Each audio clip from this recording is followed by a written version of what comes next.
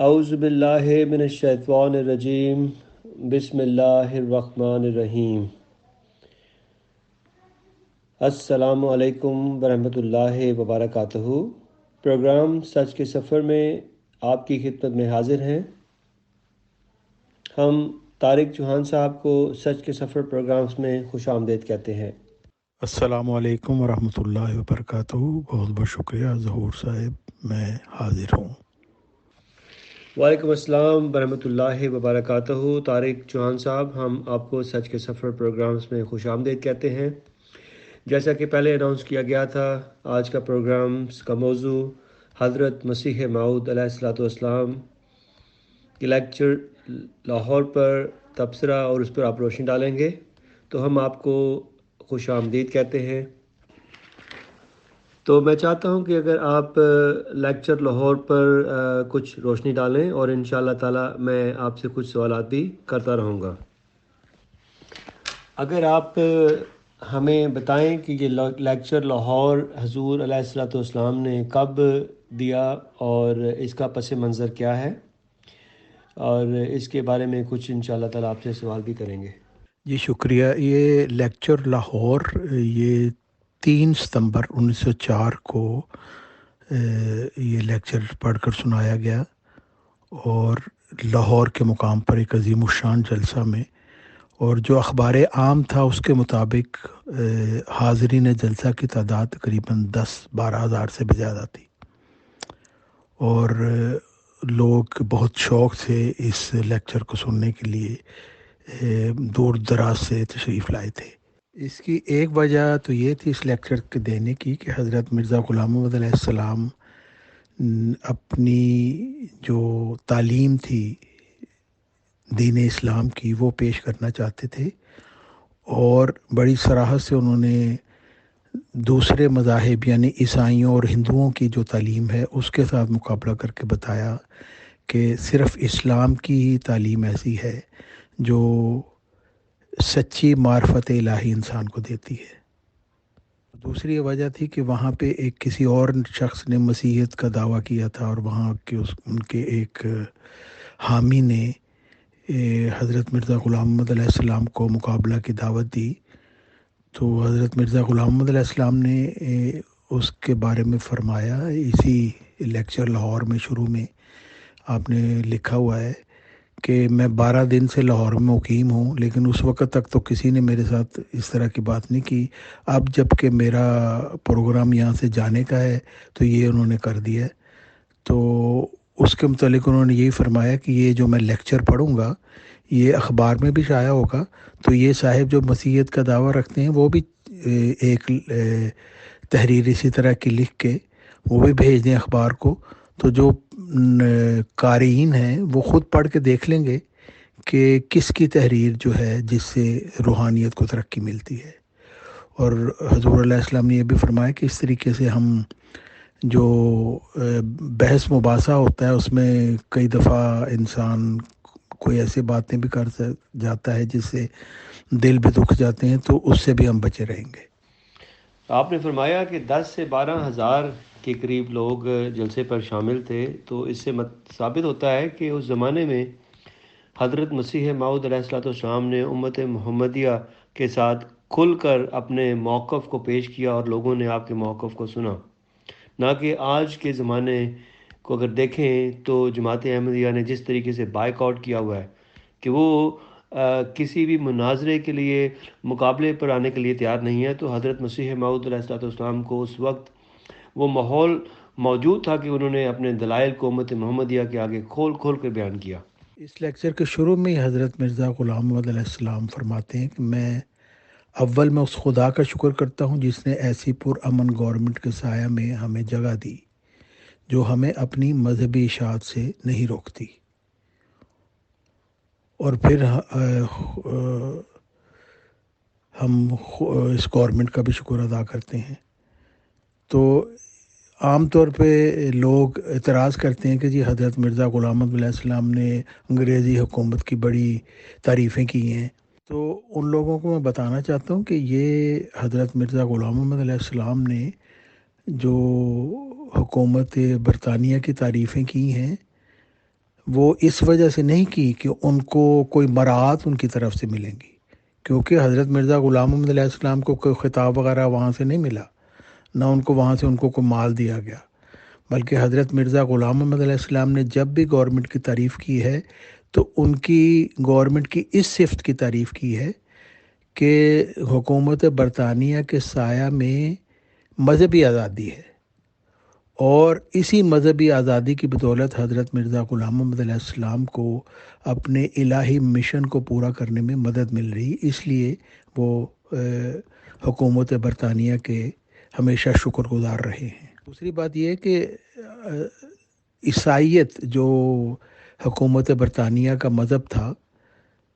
اس کے سب سے بڑے مخالف حضرت مرزا غلام محمد علیہ السلام تھے، بلکہ انہوں نے یہ کہا کہ میں کسر صلیب یعنی صلیب کو توڑنے کے لیے آیا ہوں، یہ میرا مشن ہے، اللہ تعالیٰ نے میرا مقرر کیا۔ اور سب سے بڑا نقصان حضرت مرزا غلام محمد علیہ السلام نے عیسائیت کو اس طریقے سے پہنچایا کہ وہ جس کو وہ اپنا خدا بنا کر بیٹھے ہوئے، تو آپ نے بتا دیا کہ وہ خدا تو تمہارا مرا پڑا ہوا ہے وہاں کشمیر میں محلہ خان یار سری نگر میں۔ تو اس سے بڑا نقصان عیسائیت کو اور کوئی نہیں ہو سکتا کہ ان کے خداؤں کو ہی مار کے زمین میں دفن کر دیا جائے، اور یہ کام حضرت مرزا غلام محمد علیہ السلام نے دلائل قاطعہ سے کیا، اور مسیح ہندوستان میں ایک کتاب بھی لکھی جس میں یہ ساری ریسرچ موجود ہے۔ تو یہ نہیں کہہ سکتا کہ حضرت مرزا غلام محمد علیہ السلام نے عیسائیت کے فروغ کے لیے یا حکومت برطانیہ کی اس وجہ سے انہوں نے تعریفیں کی کہ ان کو کوئی فائدہ حاصل ہونا تھا یا عیسائیت کو فروغ ہونا تھا۔ جی طارق چوہان صاحب، آپ نے بالکل درست فرمایا۔ اب دیکھیں کہ ہم ایک یورپین سوسائٹی میں رہتے ہیں، اور جماعت احمدیہ قادیان کا جو رویہ ہے کہ جو ہندوستان میں انگریزوں کی حکومت تھی، انہوں نے تو آزادی بخشی حضرت مسیح موعود علیہ الصلوۃ والسلام کو، بلکہ ہر ایک مذہب کو کہ تم اپنے سوچ میں آزاد ہو، جو حضور صلی اللہ علیہ وآلہ وسلم کی تعلیم ہے۔ لیکن اب دیکھا جائے کہ حضرت عبدالغفار جنبہ علیہ الصلوۃ والسلام اللہ تعالیٰ کی طرف سے معمور ہوئے ہیں، اپنا دعویٰ جماعت احمدیہ کے آگے رکھنا چاہتے ہیں۔ انہوں نے حضرت حضور علیہ السلام کا بائیکاٹ کیا ہوا ہے، ان کے ماننے والوں کا بائیکاٹ کیا ہوا ہے۔ تو انگریزوں نے جس آزادی ضمیر کا حق دیا حضرت مسیح موعود علیہ الصلوۃ والسلام کو، یہ اسلام کے نام پر اسلام کے خلیفہ ہونے کا دعویٰ کرنے والی جماعت، ایک شخص جو یہ دعویٰ کرتا ہے کہ میں خدا کی طرف سے ہوں، اس کو آزادی نہیں ہے کہ اس کے ساتھ مکالمہ مخاطبہ یا اس کے ساتھ مناظرہ کیا جائے۔ یہ بیسیکلی دیکھیں، لوگوں کو سمجھنا چاہیے اس کے بارے میں۔ یہ آپ نے درست فرمایا کہ حالانکہ اس وقت بہت مخالفت تھی، لیکن اس کے باوجود جو لوگ تھے ان میں اتنا تعصب نہیں تھا، اور وہ کسی بھی شخص کو جو اپنا کوئی موقع پیش کرنا چاہتا ہے اس کو سننے کے لیے تیار بھی تھے، اور خاص کر حضرت مرزا غلام محمد علیہ السلام کے ساتھ ملنے اور ان کو دیکھنے کے لیے ایک بہت عجیب شوق تھا سارا وقت۔ اور جیسا کہ لیکچر سیالکوٹ میں بھی میں نے بتایا تھا کہ بے شمار لوگ حضرت مرزا غلام محمد علیہ السلام سے ملنا بھی چاہتے تھے، ان کو سننا بھی چاہتے تھے، ان کو دیکھنا بھی چاہتے تھے۔ جی، تو حضرت مرزا غلام محمد علیہ السلام پھر اس لیکچر میں فرماتے ہیں کہ میں اس لیکچر میں کچھ مذہبوں، ایسے مذاہب جو اس وقت پھیلے ہوئے ہیں، ان کے مطابق کچھ بتانا چاہتا ہوں، لیکن میرا مقصد کسی کی دلہ داری نہیں ہے، لیکن ہوتا یہی ہے کہ جب سچائی بتائی جاتی ہے تو لوگوں کو بڑا ناگوار معلوم ہوتا ہے۔ جو ان کے عقیدہ اور مذہب کے مخالف ہوں، ایسی سچائیاں وہ سننا نہیں چاہتے۔ تو انہوں نے اس کے لیے معذرت کی کہ یہ میرے اختیار سے باہر ہے کہ میں اس فطرتی نفرت کو دور کر سکوں، لیکن میں اس کے لیے معذرت خواہ ہوں کہ میں سچائی کے بیان سے رک نہیں سکتا، اور میں وہ باتیں بیان کروں گا جو میں سمجھتا ہوں کہ ضروری ہیں۔ پھر حضور علیہ السلام فرماتے ہیں کہ اس وقت جو سارے جھگڑے مختلف طرح کے ہیں، ان کی وجہ، سب سے بڑی وجہ یہ ہے کہ خدا تعالیٰ کی ہستی کی معرفت کا فقدان ہے، کیونکہ یہ جو جھگڑے اس وقت ہیں ان کا تدارک ہو سکتا ہے کامل معرفت سے، جو اس وقت موجود نہیں، اور معرفت کے ہونے سے ہی انسان کو علم ملتا ہے۔ اس کی انہوں نے مثال دی کہ جیسے ایک بچے کے ہاتھ میں ایک ہیرے کا ٹکڑا اگر دے دیا جائے تو اس کو چونکہ معرفت نہیں ہے کہ یہ اس کی کیا قیمت ہے، یہ کتنا قیمتی چیز ہے، تو وہ اس کو یہی سمجھے گا کہ یہ چھوٹا سا کانچ کا ایک ٹکڑا ہے، لیکن جوہری جو ہے وہ اس کی قدر و قیمت زیادہ جانے گا۔ اور اسی طرح اگر کسی شخص کو شہد میں زہر ملا کر دے دیا جائے تو وہ بڑے شوق سے شہد کھا جائے گا، کیونکہ اس کو یہ پتہ نہیں ہے کہ اس سے کھانے سے میری موت ہو جائے گی، کیونکہ اس کو شہد کی اصل معرفت نہیں ہے کہ اس کے اندر کیا چیز ہے۔ تو یہ علم بہت ضروری ہے، اور یہی علم اور معرفت جو ہے پھر انسان کو گناہ سے بچاتی ہے۔ پھر آپ نے یہ فرمایا کہ معرفت بھی کامل ہونی چاہیے۔ کامل معرفت ہی انسان کو پورے طور پر گناہ سے بچا سکتی ہے۔ اگر معرفت آپ کی کامل نہیں ہے تو پھر وہ آپ کے کسی کام کی نہیں ہے، اس کا کوئی فائدہ آپ کو کوئی نہیں مل سکتا، کیونکہ جس کو تھوڑا سا خوف ہے وہ کبھی بھی برے کام سے روک نہیں سکتا۔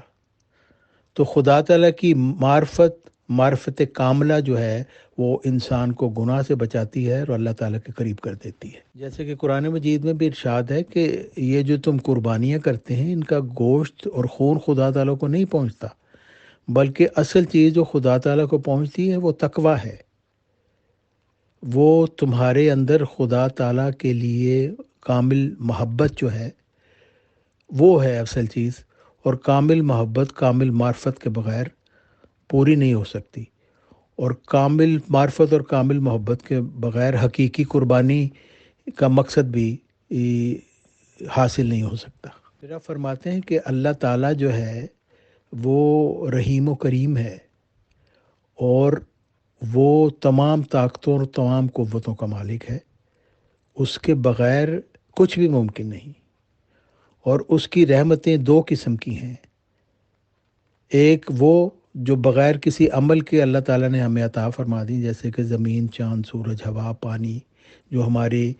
جسمانی بقا کے لیے ضروری تھی۔ اور دوسری رحمت وہ ہے جو اعمال پر مرتب ہوتی ہے، کہ انسان کو نیک اعمال کی توفیق ملتی ہے۔ پھر آپ نے فرمایا کہ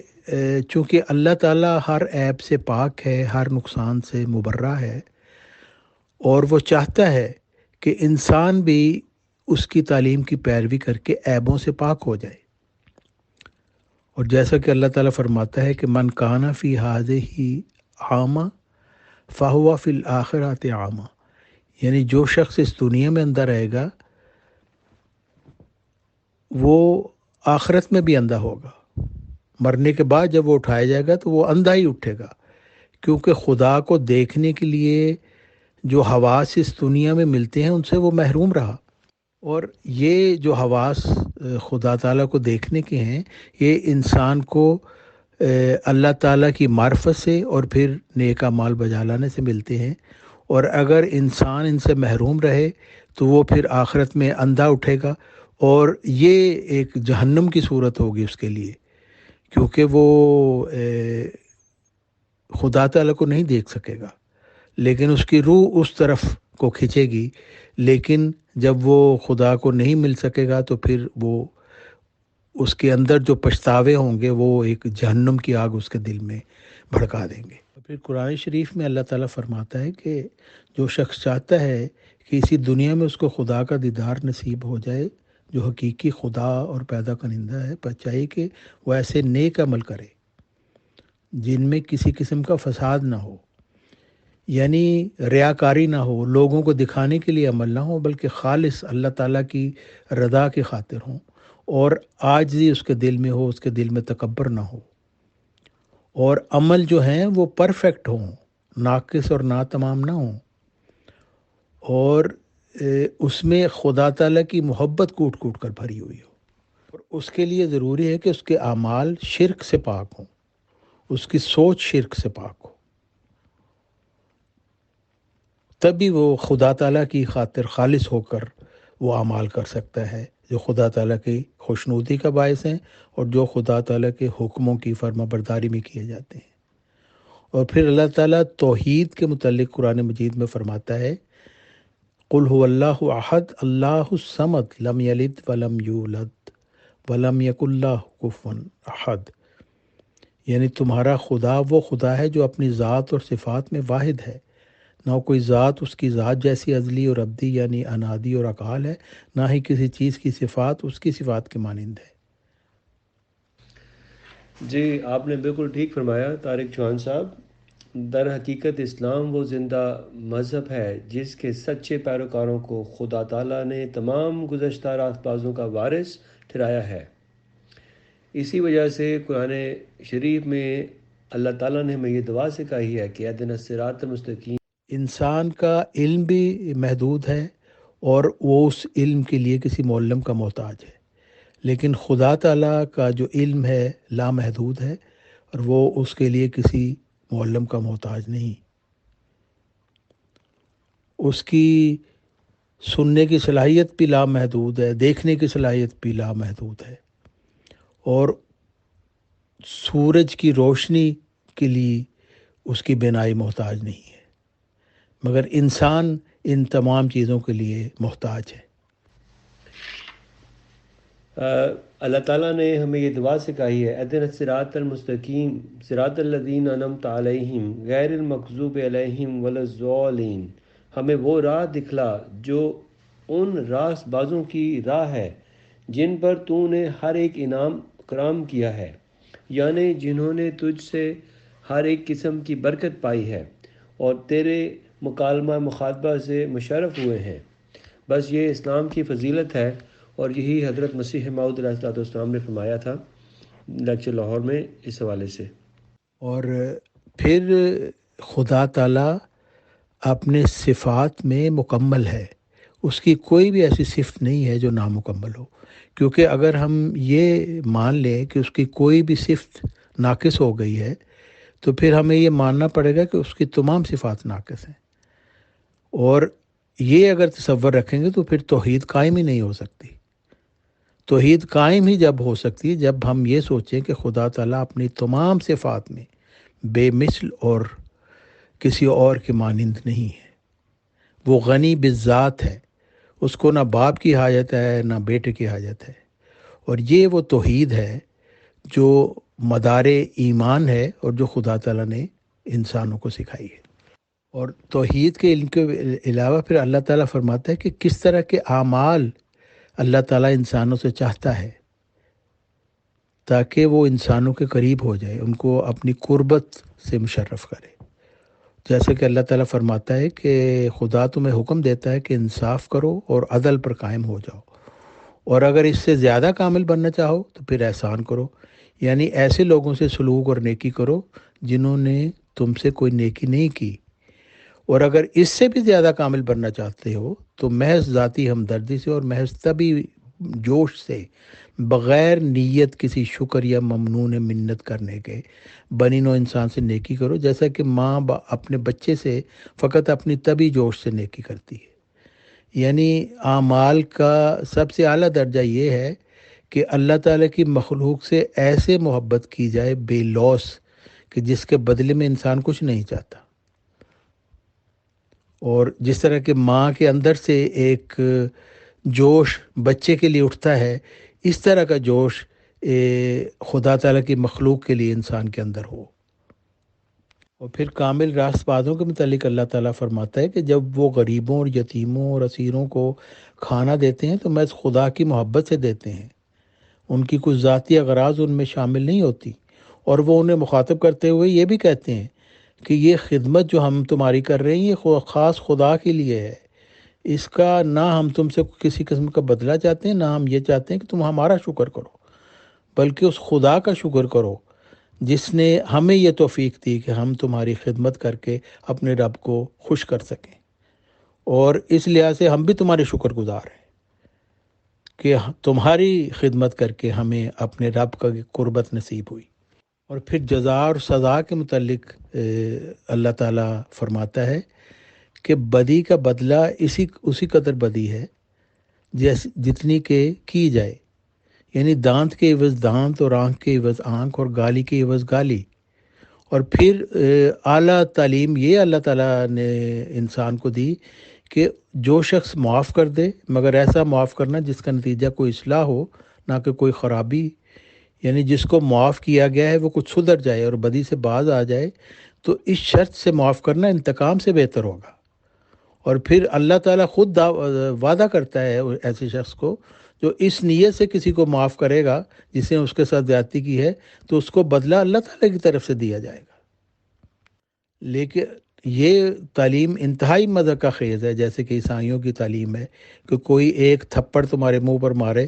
تو تم دوسرا گال اس کے آگے کر دو۔ یہ انسان کی فطرت کے خلاف یہ تعلیم ہے، اور اس سے نیکی نہیں پھیلے گی بلکہ بدی پھیلے گی، کیونکہ بہت سے ایسے لوگ ہوتے ہیں جو بدنیت ہوتے ہیں، جو آپ کے مال اور آپ کے جائیداد اور آپ کی عزت کے درپے ہیں۔ اگر آپ ان کو روکیں گے نہیں تو وہ تو آپ کا سب کچھ لوٹ کر لے جائیں گے اور لوگوں کا بھی لوٹیں گے پھر۔ تو اس لیے یہ ضروری ہے کہ بدی کے بدلے میں بدی اس کو بدلہ دیا جائے،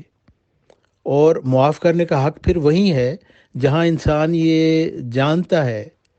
اور یقین رکھتا ہے کہ یہ شخص جس نے یہ بدی کی ہے اس سے یہ سردرد ہو گئی، اس کا یہ مقصد نہیں تھا،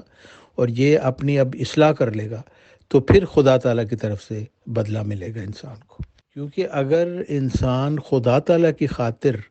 کسی کی زیادتی کو معاف کر دیتا ہے تو خدا تعالیٰ کے نزدیک اس کا یہ بہت بڑا درجہ ہے، اور پھر اس کا بدلہ خدا تعالیٰ خود دیتا ہے ایسے انسان کو۔ اور اس طریقے سے یہ ایک نیکی کی تحریک انسانوں میں اللہ تعالیٰ نے پیدا کی ہے، معاف کرنے کی تحریک پیدا کی ہے، بجائے اس کے کہ عیسائیوں والا مدح کا خیز عقیدہ کہ کوئی تھپڑ مار جائے تو تم دوسرا گال آگے کر لو، کوئی تمہاری قمیض اتار دے تو پینٹ اتار کے بھی اس کو دے دو۔ تو یہ انتہائی مدح کا خیز اور انسانی نفسیات کے بالکل خلاف ایک تعلیم ہے، جس پر کوئی عیسائی عمل نہیں کرتا، کیونکہ یہ قابل عمل ہی نہیں ہے۔ جی، آپ نے بالکل درست فرمایا، جیسا کہ حضرت مسیح موعود علیہ الصلوۃ والسلام نے فرمایا لیکچر لاہور میں۔ آپ فرماتے ہیں، میں سچ سچ کہتا ہوں کہ یہ کامل تعلیم میں نے قرآن شریف میں ہی پائی۔ وہ ہر ایک امر جو حق اور حکمت کی رعایت رکھتا چلا جاتا ہے۔ مثلاً انجیل میں کہا گیا ہے کہ ایک گال پر تماچا کھا کر دوسرا بھی پھیر دیں، مگر قرآن شریف ہمیں تعلیم دیتا ہے کہ یہ حکم ہر حال میں، ہر محل میں نہیں، بلکہ موقع اور محل دیکھنا چاہیے کہ کیا وہ صبر کو چاہتا ہے یا انتقام کو، اور وفوف کو چاہتا ہے یا سزا کو۔ لیکن یہ مکمل تعلیم نہیں تھی جو انجیل پیش کرتی ہے، اور قرآن مکمل تعلیم پیش کرتا ہے، اور یہ قرآن دعویٰ رکھتا ہے، اور یہ حضرت مسیح موعود علیہ الصلوۃ والسلام فرما رہی ہیں۔ اللہ تعالیٰ فرماتا ہے کہ اگر کوئی تجھ سے نیکی کرے تو اس سے اور زیادہ نیکی کر۔ یعنی یہ دیکھیں کس طریقے سے انسان کو درجہ بدرجہ اللہ تعالیٰ روحانی ترقیات کی طرف لے کر جا رہا ہے، اور اللہ تعالیٰ انسان کی تربیت کر رہا ہے کہ کس طریقے سے تم یہ راستہ، یہ سیڑھیاں طے کر سکتے ہو۔ یعنی اللہ تعالیٰ فرماتا ہے کہ کوئی تجھ سے نیکی کرے تو اس سے زیادہ نیکی کر، اور اگر تو ایسا کرے گا تو ایک تو یہ کہ تم لوگوں کی آپس میں جو عداوت ہوگی، دل میں کینہ کوئی ہوگا چھپا ہوا، وہ ختم ہو جائے گا، بلکہ ایک ایسی عظیم الشان دوستی تم لوگوں میں پیدا ہو جائے گی کہ وہ شخص جو تمہارا دوست ہے وہ رشتہ دار کی طرح تمہارا ساتھی بن جائے گا۔ پھر دیکھیں عام طور پہ ہم دیکھتے ہیں کہ لوگ لکھتے ہیں جی انسانیت مذہب سے پہلے ہے، انسانیت اصل چیز ہے،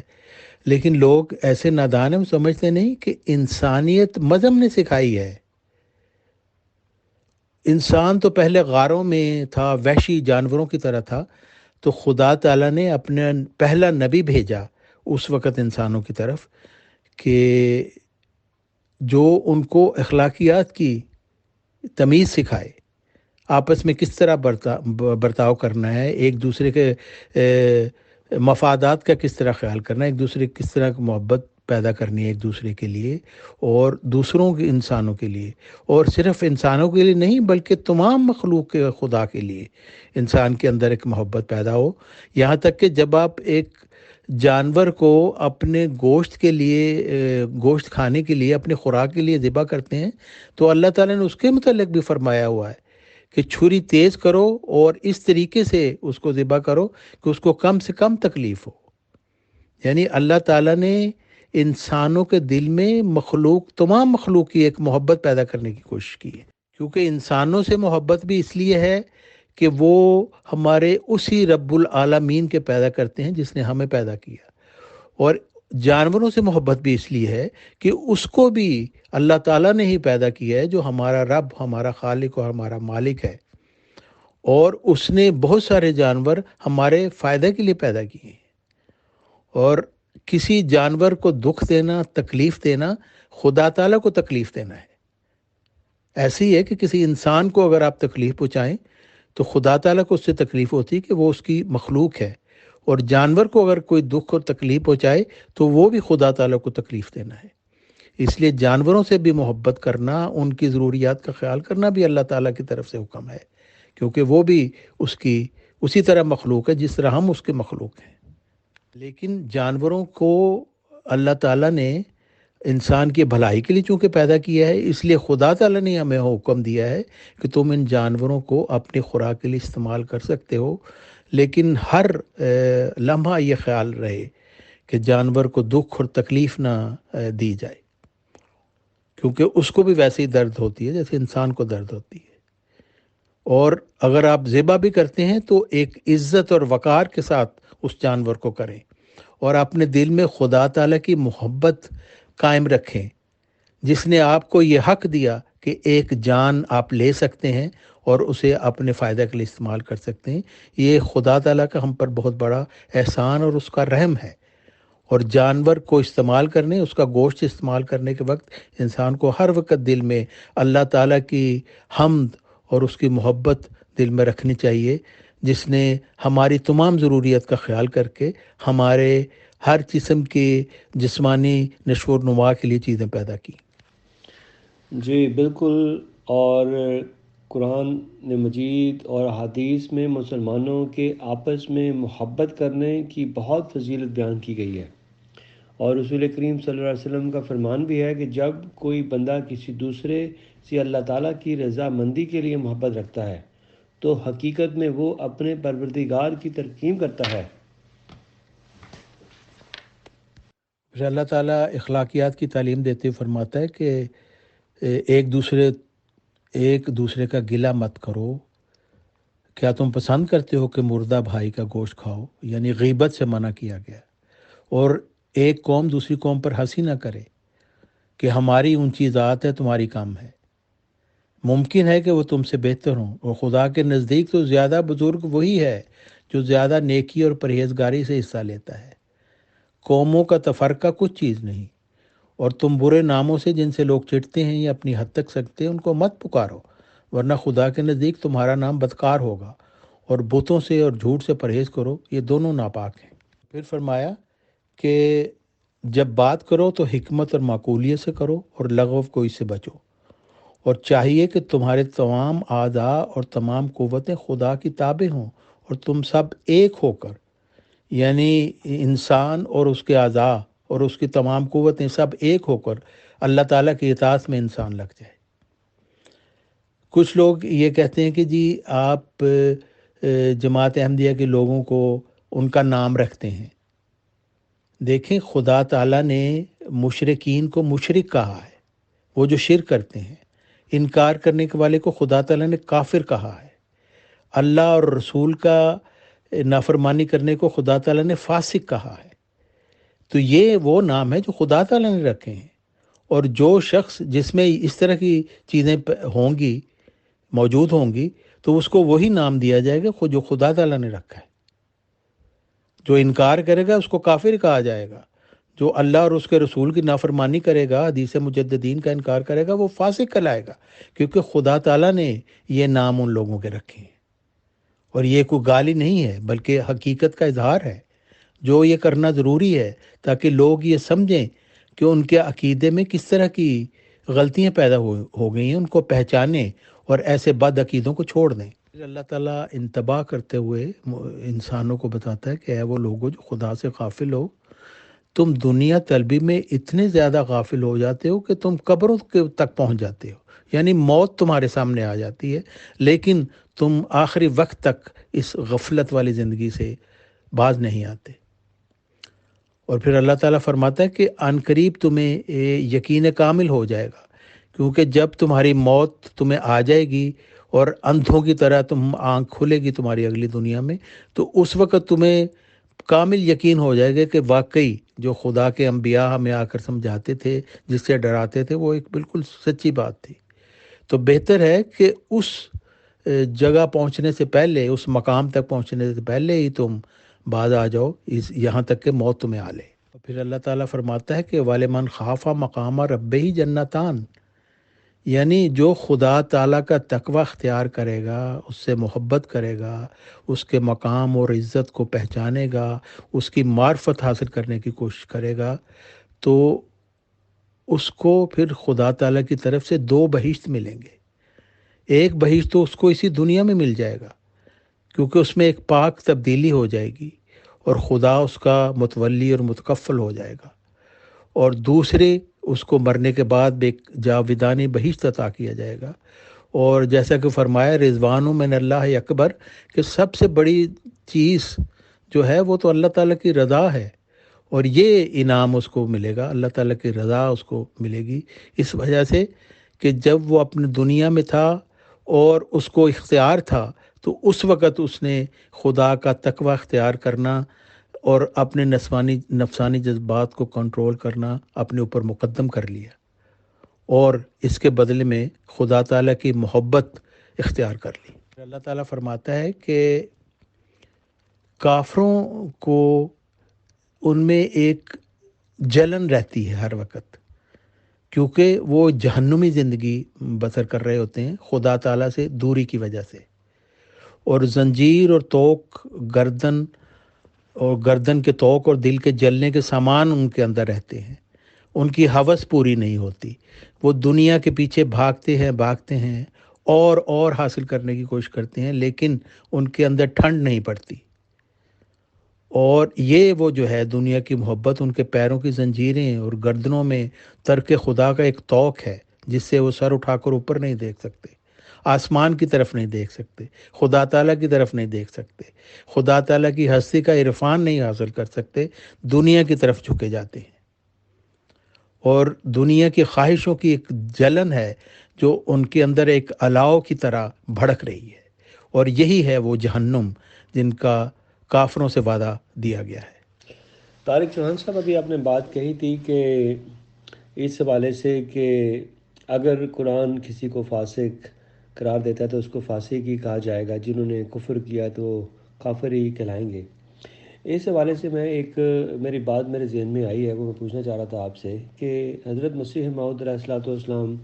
کا یہ میں نے اقتباس کہیں پڑھا تھا، ملفوظات جلد اول میں، انہوں نے فرمایا تھا کہ اس کا مفہوم یہ تھا کہ اگر کسی کو درد میں حضرت مسیح موعود علیہ الصلوۃ والسلام دیکھیں تو میں اگر نماز میں بھی ہوں اور میرے کان میں آواز آ جائے کہ وہ شخص تکلیف میں ہے یا درد میں ہے، تو میں چاہتا ہوں کہ نماز توڑ کر اس کو فائدہ پہنچا سکوں، تو فائدہ پہنچاؤں، جہاں تک ممکن ہو اس سے ہمدردی کروں۔ یہ اخلاق کے خلاف ہے کہ کوئی بھائی مصیبت یا تکلیف میں ہو تو اس کا ساتھ نہ دیا جائے۔ تو ہم آپ سے یہ پوچھنے ہیں کہ جو آج جماعت احمدیہ کی حالت ہے اور جس طریقے سے ہم ان کی مدد کرنا چاہتے ہیں، کبھی کبھی سخت الفاظ کو بھی استعمال کر لیتے ہیں، لیکن قرآن اس کی اجازت دیتا ہے کہ شاید یہ راہ راست پر آ جائیں، تو اس حوالے سے آپ کیا فرمائیں گے؟ لیکن اس کے مقابلے میں وہ لوگ جو خدا تعالیٰ سے محبت کرتے ہیں،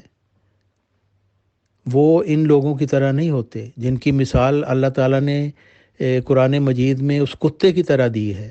جس کی طرف آپ پتھر ماریں تو پھر بھی وہ زبان نکال کے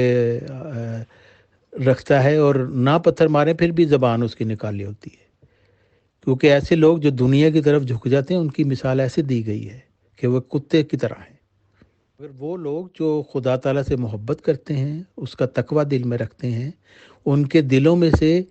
ایسی جلن نکال دی جاتی ہے، ان کو ایک کافوری شربت پلایا جاتا ہے جو دنیا کی محبت ٹھنڈی کر دیتا ہے، دنیا طلبی کی پیاس بجھا دیتا ہے، اور وہ پھر ان کے اندر یہ ٹھنڈ پیدا ہونے کی وجہ سے ان کو ایک جنت دنیا میں مل جاتی ہے۔ پھر یہی نہیں کہ دنیا کی محبت ان کے دل میں ٹھنڈی ہو جاتی ہے، کیونکہ یہ کافی نہیں ہے، اس کے بعد ان کو ایک گرم شربت پلایا جاتا ہے جو خدا تعالیٰ کی محبت کی گرمی ان میں بھڑکا دیتا ہے، کیونکہ صرف بدی کا ترک کرنا کمال نہیں ہے، اعمال صالحہ کا بجا لانا بھی بہت ضروری ہے۔ تو یہ زنجبیلی شربت ہے جو ان کو پلایا جاتا ہے، جو ان کے دل میں اللہ تعالیٰ کی محبت کی گرمی پیدا کر دیتا ہے۔ اور پھر اللہ تعالیٰ فرماتا ہے قد افلح من زکاہا و قد خاب من دساہا، یعنی نفسانی گرفتاریوں سے وہ شخص نجات پا گیا اور بہشتی زندگی کا مالک ہو گیا جس نے اپنے نفس کو پاک بنا لیا، اور ناکام اور نامراد رہا وہ شخص جس نے اپنے نفس کو زمین میں دھنسایا اور آسمان کی طرف رخ نہ کیا، کیونکہ اصل کامیابی یہی ہے کہ انسان زندگی میں ہی اپنی نفس کی گرفتاری سے آزاد ہو جائے اور خدا تعالیٰ کی محبت کی خاطر ایسا کرے۔ اور یہ کام جو ہے یہ انسان کے بس میں بالکل بھی نہیں، اللہ تعالیٰ کی اذن سے، اس کے فضل اور اس کی رحمت سے ممکن ہے۔ اور اس لیے اللہ تعالیٰ نے دعا کی طرف ترغیب دلائی، مجاہدہ کی طرف ترغیب دلائی کہ اس کے لیے متواتر کوشش کی ضرورت ہے۔ جیسا کہ حضرت مسیح موعود علیہ السلام سے کسی نے پوچھا کہ انسان جب نماز پڑھتا ہے تو اس کی توجہ ادھر ادھر ہوتی ہے، تو پھر کیا کرے آدمی؟ تو انہوں نے کہا کہ ایسا شخص جو خدا تعالیٰ کی خاطر نماز پڑھنے کے لیے کھڑا ہوتا ہے اور اس کے دل میں دوسرے خیالات آتے ہیں لیکن وہ پھر بھی اپنی نماز پوری کرتا ہے، تو وہ ایسا شخص خدا تعالیٰ کا پہلوان ہے، خدا تعالیٰ کا فوجی ہے، کیونکہ وہ بار بار ان شیطانی خیالات کو پچھاڑنے کی کوشش کرتا ہے۔ تو ایک وقت ایسا آئے گا کہ خدا تعالیٰ اس کو شیطان کے اوپر ایک ازلی فتح عطا کر دے گا۔ پھر اللہ تعالیٰ فرماتا ہے کہ میرے بندوں سے کہہ دو کہ میں قریب ہوں، میں تمہاری آواز سنتا ہوں، میں تم سے ہم کلام ہوتا ہوں۔ اس لیے یہ ضروری ہے کہ تم اپنے آپ کو اپنے نیک اعمال سے اس طرح کا بناؤ کہ میں تم سے ہم کلام ہو سکوں، اور یہ کامل ایمان اور کامل معرفت سے یہ مل سکتا ہے، اور وہ پھر اللہ تعالیٰ کا قرب ان لوگوں کو نصیب ہوتا ہے۔ اللہ تعالیٰ فرماتا ہے کہ جو لوگ ہماری راہ میں ہماری طلب کے لیے طرح طرح کی کوشش اور محنتیں کرتے ہیں، ہم ان کو اپنی راہ دکھلا دیتے ہیں۔ اور پھر فرماتا ہے وَكُونُوا مَعَ الصَّادِقِينَ، یعنی اگر خدا سے ملنا چاہتے ہو تو دعا بھی کرو، کوشش بھی کرو، اور صادقوں کی صحبت میں رہو، کیونکہ اس راہ میں صحبت بھی شرط ہے۔ اور یہ وہ تمام احکام ہیں جو قرآن مجید نے کھول کر انسان کو بتا دیے، جو اسلام کی حقیقت ہے، جو انسان کو ایک زندہ خدا سے ملا دیتے ہیں، جو کہ یہ باتیں کسی اور مذہب میں نہیں ہیں، اسی لیے اسلام ایک زندہ مذہب ہے۔ پھر قرآن مجید میں فرماتا ہے کہ اللہ تعالیٰ کے یعنی جو لوگ یہ کہتے ہیں کہ ہمارا خدا وہ خدا ہے جو جامعہ صفات کاملہ ہے، جس کی ذات اور صفات میں کوئی اور شریک نہیں، اور یہ کہہ کر پھر وہ استقامت اختیار کرتے ہیں، اور کتنے ہی زلزلے آئیں، بلائیں آئیں، موت کا سامنا ہو، ان کے ایمان اور صدق میں فرق نہیں آتا، تو پھر ان پر فرشتے اترتے ہیں اور خدا ان سے ہم کلام ہوتا ہے۔ یہ ہے وہ اعلیٰ ترین درجہ جو ایک انسان کو مل سکتا ہے کہ وہ خدا تعالیٰ جو رب العالمین ہے، جو خالق و مالک کل ہے، اس کے ساتھ انسان ہم کلام ہو جائے۔ اور پھر اللہ تعالیٰ کی طرف سے ان کو تسلی دی جاتی ہے کہ تم بلاؤں اور خوفناک دشمنوں سے مت ڈرو اور مصیبتوں سے غمگین نہ ہو، کیونکہ میں تمہارے ساتھ ہوں اور تمہیں بہشت کا وعدہ دیتا ہوں، بس تم اس سے خوش ہو جاؤ اور اب تمام فکریں چھوڑ دو۔ یہ بہت ہی خوبصورت بات حضرت مرزا غلام محمد علیہ السلام نے فرمائی جس کو آج تک نہ مسلمان وہ جو منکرین مسیح موعود علیہ السلام ہے وہ سمجھ سکے، اور بدقسمتی سے وہ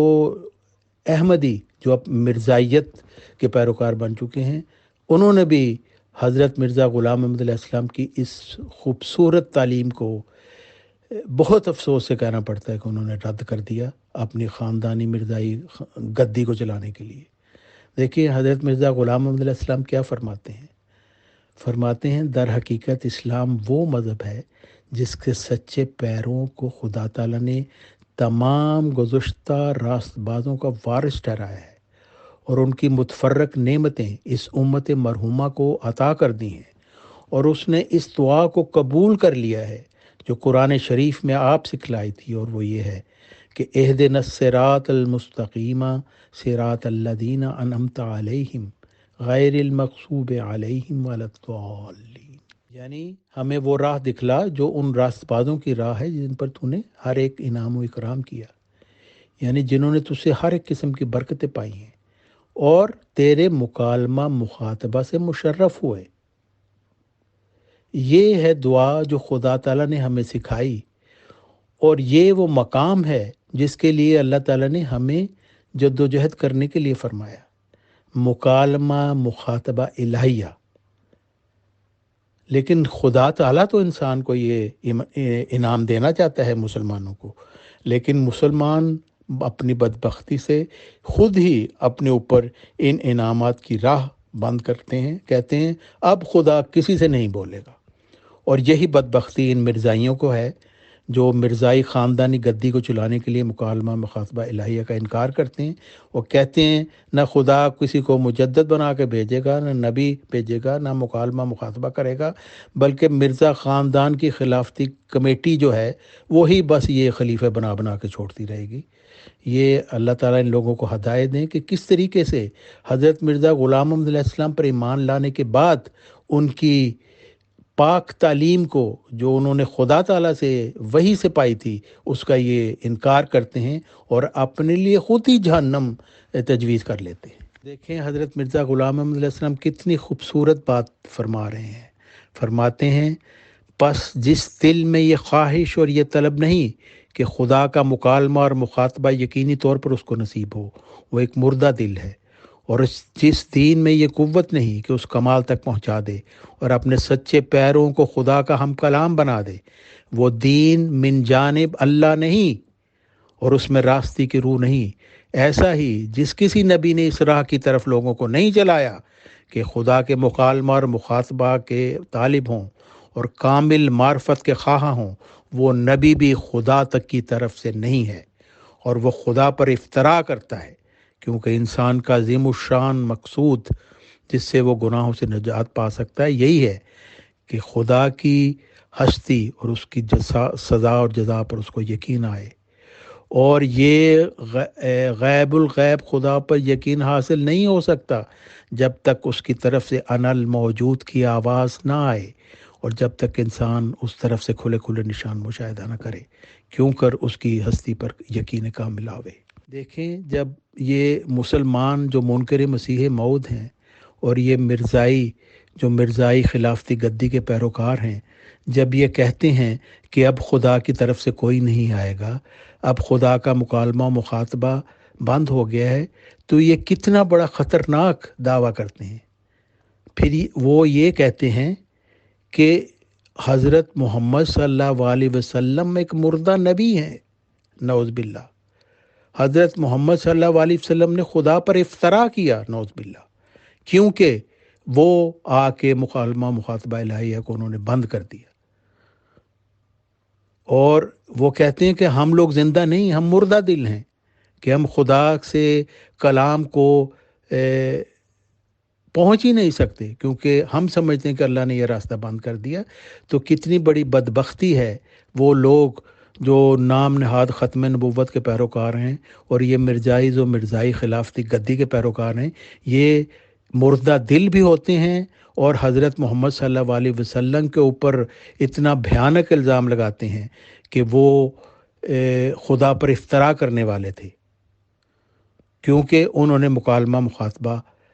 آ کر بند کر دیا مکالمہ مخاطبہ الہیہ، اور وہ نعوذ باللہ وہ خدا کی طرف سے ہی نہیں تھی۔ سوچنا چاہیے کہ آپ لوگوں کا عقیدہ، آپ حضرت محمد صلی اللہ علیہ وسلم کے پیروکار نہیں بلکہ ان کے سب سے بڑے دشمن ہیں۔ یہ تمام مسلمانوں کو جو حضرت مسیح موعود علیہ السلام کے منکر ہیں، اور تمام مرزائیوں کو جو حضرت مسیح موعود علیہ السلام کی تعلیم کو چھوڑ چکے ہیں، میں ان کو کہتا ہوں کہ آپ لوگ مردہ دل ہیں۔ آپ حضرت محمد صلی اللہ علیہ وسلم کے منکر نہیں صرف نہیں بلکہ ان پر افتراء کرنے کا الزام لگاتے ہیں۔ حضرت مرزا غلام محمد علیہ السلام عیسائیت سے یہ مقابلہ کرتے فرماتے ہیں کہ عیسائیت میں بھی یہی سب سے بڑی لعنت ہے کہ وہ کہتے ہیں کہ اب مسیح کے بعد خدا تعالیٰ کسی سے کلام نہیں کرے گا۔ تو اس سے وہ ثابت کرتے ہیں کہ یہ ایک مردہ مذہب ہے،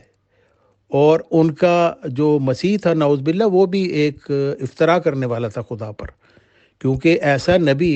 جو خدا تعالیٰ کے ساتھ مکالمہ مخاطبہ الہیہ نہیں کروا سکتا، وہ اپنے دعویٰ میں جھوٹا ہے۔ عیسائیوں کا کفارہ کا جو عقیدہ ہے وہ بھی انتہائی غیر عقلی ہے۔ یعنی ایک شخص جو ہے وہ اپنی قربانی دے کر لوگوں کو گناہ سے بچا سکتا ہے، یہ کیسے ممکن ہے؟ جبکہ گناہ سے بچنے کے لیے تو معرفت الہی کی ضرورت ہوتی ہے، جد و جہد کی ضرورت ہوتی ہے، خدا سے دعا کی ضرورت ہوتی ہے، خدا تعالیٰ کی صفات کو اپنے اندر سمونے کی ضرورت ہوتی ہے۔ تو یہ کیسے ممکن ہے کہ ایک شخص جو ہے وہ ایک گولی ایسپرو کی کھائے اور جو دوسرے شخص کی سر درد دور ہو جائے؟ یہ انتہائی مذہب کا خیز عقیدہ ہے کفارے کا، کہ زید اپنے سر پر پتھر مارے اور بکر کی درد سر جاتی رہے۔ اسی طرح آریہ مذہب بھی توحید سے خالی ہے، کیونکہ ان کا عقیدہ ہے کہ روحیں جو ہیں وہ خدا کی تخلیق ہی نہیں،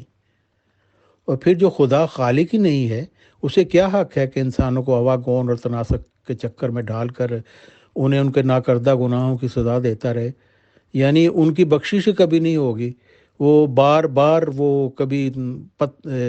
کیڑا بنیں گے، کبھی مکھی بنیں گے، تو کبھی بلی بنیں گے، کبھی کتا بنیں گے، اور یہ سلسلہ کبھی بھی ختم نہیں ہوگا۔ تو ایسا خدا اور ایسی توحید تو انسانوں کے کسی کام کی نہیں ہے۔ جی، جس طرح سے مسلمانوں نے ختم نبوت کا عقیدہ اپنا رکھا ہے، اسی کے طرز پر آج جماعت احمدیہ بھی حضرت مسیح موعود علیہ السلام کی تعلیم سے دور ہو کر مجدد کا بھی انکار کرتی ہے اور خدا کے آنے والے کا بھی انکار کرتی ہے۔ اللہ تعالیٰ انہیں سمجھ اور عقل عطا فرمائے۔ حضرت مرزا غلام محمد علیہ السلام فرماتے ہیں کہ میرا تو دعویٰ ہے، اور جس کام کے لیے خدا نے مجھے مامور فرمایا ہے وہ یہ ہے کہ میں خدا اور اس کی مخلوق کے رشتہ میں جو قدورت واقع ہو گئی اس کو دور کر کے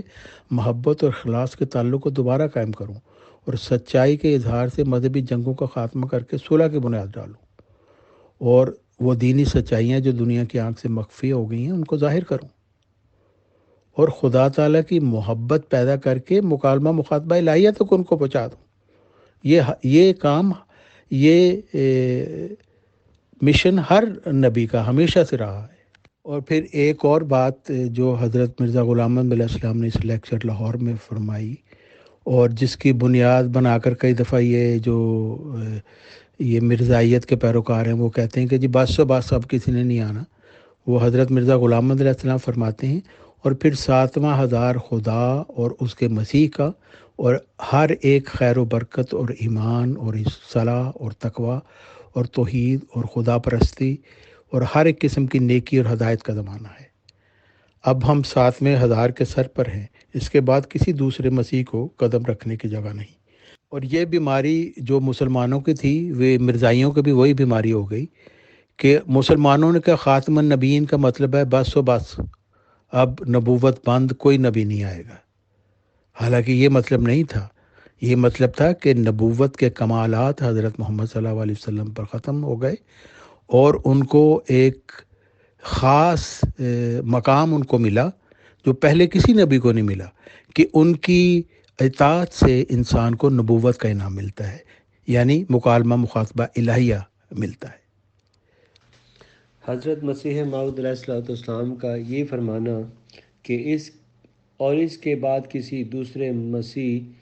کو قدم رکھنے کی جگہ نہیں، اس کی بھی اگر وضاحت فرما دیں۔ حضرت مرزا غلام محمد علیہ السلام یہ جو فرمایا کہ کسی مسیح کو قدم رکھنے کی جگہ نہیں، اس سے یہ مراد ہے کہ حضرت مرزا غلام محمد علیہ السلام وہ مسیح ہیں جس نے آنا تھا، اور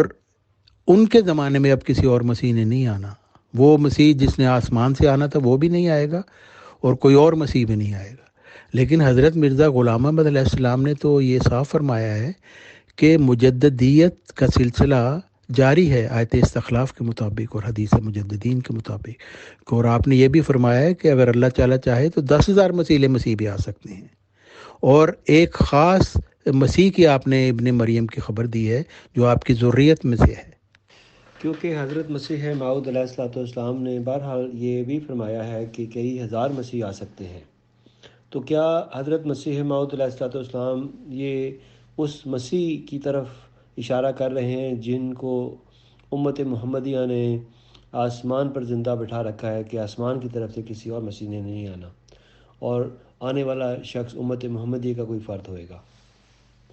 اور یہی وہ مسیح ابن مریم ہے جو حضرت عبدالغفار جنبہ علیہ السلام ہے،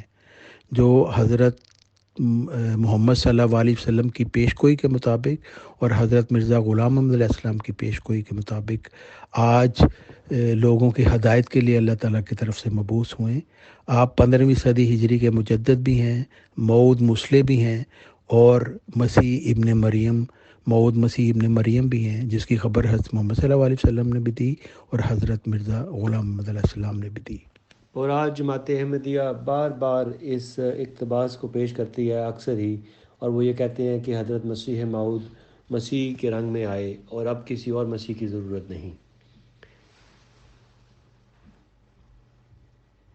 جماعت مرزائیہ کی یہ بہت بڑی بدبختی ہے۔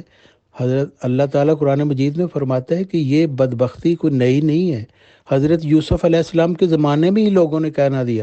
شروع کر دیا تھا بس ہے بس، خدا تعالیٰ کسی کو نہیں بھیجے گا اب۔ تو اللہ تعالیٰ فرماتا ہے کہ کیا تمہاری بدبختیوں کی وجہ سے ہم اپنی طرف سے ہدایت دینے کے لیے بعد آ جائیں گے؟ کبھی بعد نہیں آئیں گے۔ خدا تعالیٰ ہدایت بھیجتا رہے گا، جو نہیں مانیں گے وہ خدا تعالیٰ کی نظر میں خبیث ہوں گے، اور جو مانیں گے وہ طیب ہوں گے، اور اسی طرح طیب اور خبیث کو اللہ تعالیٰ قیامت تک مومنوں میں فرق کرتا رہے گا۔ اور فرق اسی طرح ہوتا ہے کہ خدا تعالیٰ کسی شخص کو الہام سے مبعوث فرماتا ہے، جیسے کہ آج کے زمانے میں حضرت عبدالغفار جنبہ علیہ السلام کو اللہ تعالیٰ نے مبعوث فرمایا، اور حضرت محمد صلی اللہ علیہ وسلم نے فرمایا کہ جو اپنے وقت کے امام کو شناخت نہیں کرتا وہ جاہلیت کی موت مرتا ہے۔ تو ہم دعا کرتے ہیں کہ اللہ تعالیٰ توفیق عطا فرمائے کہ زیادہ سے زیادہ سعید روحیں اس زمانے کے امام اور مسیح ابن مریم و مجدد 15ویں صدی ہجری اور مسلم موعود حضرت عبدالغفار جنبہ علیہ السلام کو پہچانیں، ان کے مقام کو پہچانیں اور ان پر ایمان لائیں، اور ان کے ساتھ شریک ہو کر خدا تعالیٰ کے توحید کے مشن کو آگے بڑھانے کے لیے آگے آئیں۔ اللہ تعالیٰ ہمیں اس کی توفیق عطا فرمائے۔ جزاکم اللہ تعالیٰ۔ بہت بہت شکریہ طارق چوہان صاحب، اللہ تعالیٰ آپ کو جزائے خیر عطا فرمائے،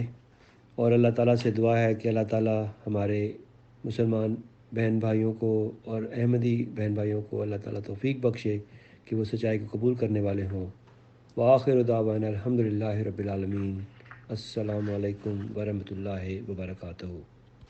ہم اس پروگرامز کو یہاں پر ختم کرتے ہیں اور اپنے گروپ کو کھول دیں گے، اور تمام دوستوں کا بہت بہت شکریہ۔ السلام علیکم ورحمۃ اللہ وبرکاتہ۔